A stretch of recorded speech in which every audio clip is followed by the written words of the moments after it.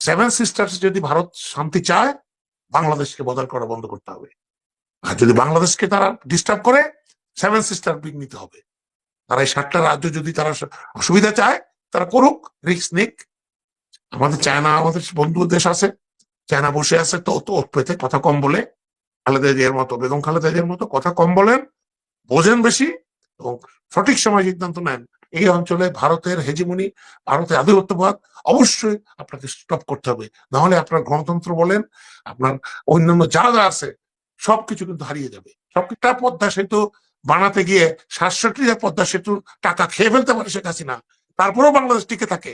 তাহলে বাংলাদেশের কারো সাহায্য ছাড়া আমাদের নিজেদের টাকায়, প্রবাসীর টাকায়, এক্সপোর্টের টাকায় আমরা টিকে থাকবো। একেবারে আশ্চর্য হলো, আমরা আচানক আশ্চর্য হয়ে যাচ্ছি যে ভারতবর্ষে 700 বছরের মুসলিম শাসকরা ভারতবর্ষ চালিয়েছেন, মোগল সহ।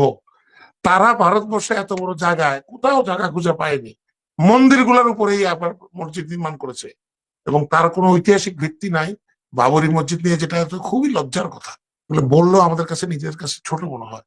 কারণ যেখানে কোনো ঐতিহাসিক ভিত্তি নাই, একটা পুরাণ কথা, যে মানে এই যে কি বলে এটাকে, মিথোলজি যেটা বলি আমরা, যে পুরানো জিনিস, যেটা কল্পকাহিনীর উপর নির্ভর করে, কল্পকাহিনী নিয়ে আপনি যদি ওটাকে সত্যি বলেন এবং সেটাকে সত্যি মেনে নিয়ে আপনি একটা দেশের মধ্যে একটা অরাজকতা সৃষ্টি করেন, একটা দেশের সংখ্যালঘুদেরকে অত্যাচার করেন, তাদের বাড়িঘর দখল করে নিয়ে নেন, তাদের ধর্মীয় উপাসনালয়, বাবর সাহেব মসজিদ বানিয়েছেন, তার নামই বাবরি মসজিদ, সেই সম্রাট বাবর, সেইখানের উপরে নাকি রামের জন্মভূমি ছিল। রামের তো কোনো অস্তিত্বই নাই ভাই, উইথ অল রেসপেক্ট। এটা তো বাল্মীকি লিখেছে একটা কল্পকাহিনী, মিথোলজি। তারা বিশ্বাস করুক, আমরা তাদের বিশ্বাসকে সম্মান করি, কিন্তু আপনি তো সেটার উপর বিশ্বাস করে আপনি একটা জিনিস ভেঙে এখানে একটা জিনিস গড়তে পারবেন না। এই যে তারা যে এই অসম্মানটা করেছে, সিস্টেমটা শুরু করেছে, এখন এই হিন্দুত্ববাদীকে জায়গায় জাগিয়ে রাখার জন্য, আরো ভোট পাওয়ার জন্য, মুসলিমদেরকে আরো অত্যাচার করার জন্য নতুন নতুন ভাবে তারা নতুন বের করবে। এখন আজমির শরীফে এই সবার একটা শ্রদ্ধার জায়গা, নিজেও গিয়েছি, 2বার গিয়েছি।